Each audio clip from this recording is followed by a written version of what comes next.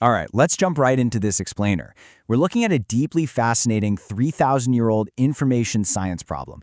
I mean, we communicate constantly, right? But how do messages actually survive that journey from one person to another without getting completely, distorted? It turns out we humans have been wrestling with this exact structural reality for millennia, way before the internet or AI ever entered the chat. So we're going to start with this seemingly ridiculous but actually perfectly accurate scenario from our source text. Picture this: a woman named Angela. She's got this very fluffy, kinda chunky dog. One day, she just casually mentions to someone that her dog is, quote, like a tiny bear. It's just a harmless observation. But watch what happens to that simple little message as it travels. You can see how easily this whole chain of communication breaks down. Step 1.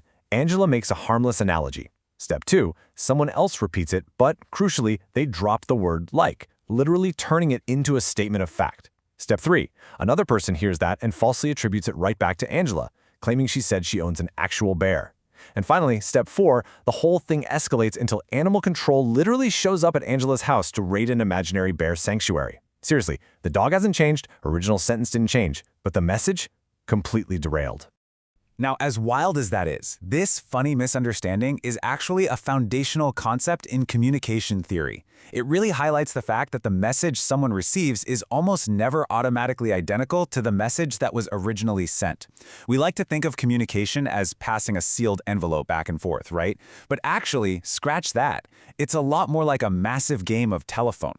Every single person reshapes the information based on exactly how they hear, interpret, and remember it. We call this the receiver error. And it's this harsh, structural reality that a message can be genuinely derived from a source, like Angela's innocent comment about her dog, while still completely and utterly misrepresenting it by the end of the line.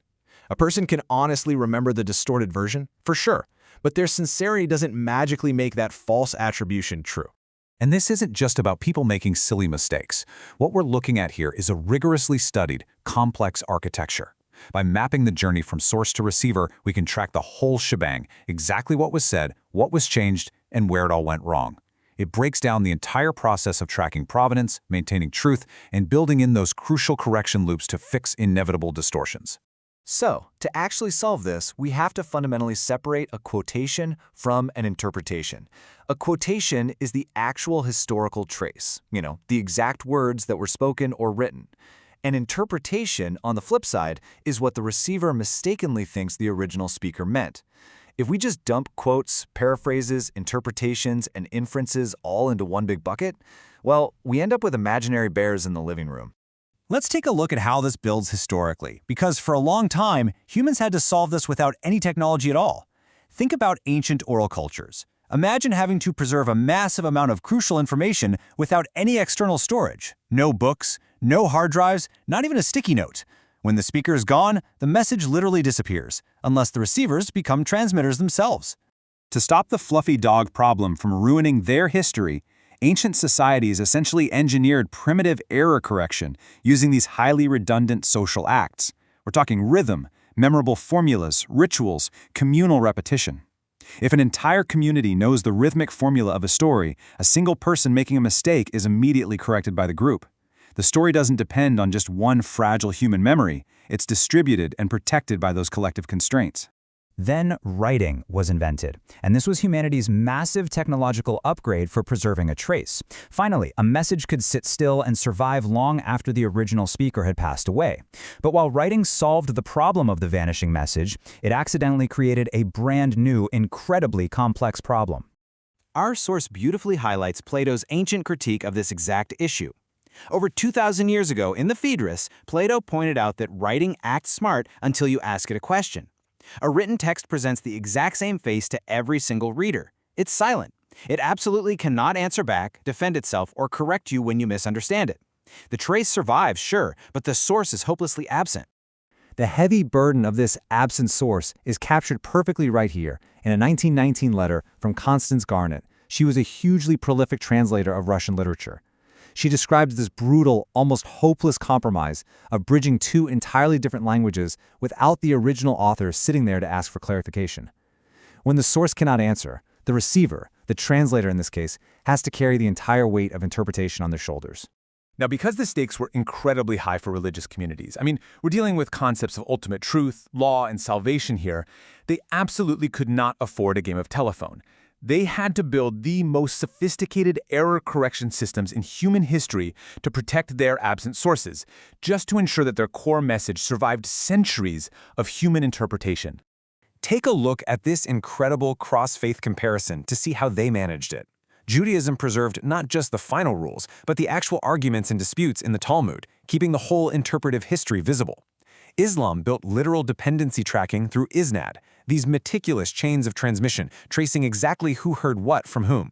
Christianity established councils and creeds as rigid guardrails against drift, and Buddhism emphasized rigorous lineage training, where just knowing the text wasn't enough. You needed embodied competence guided by a master.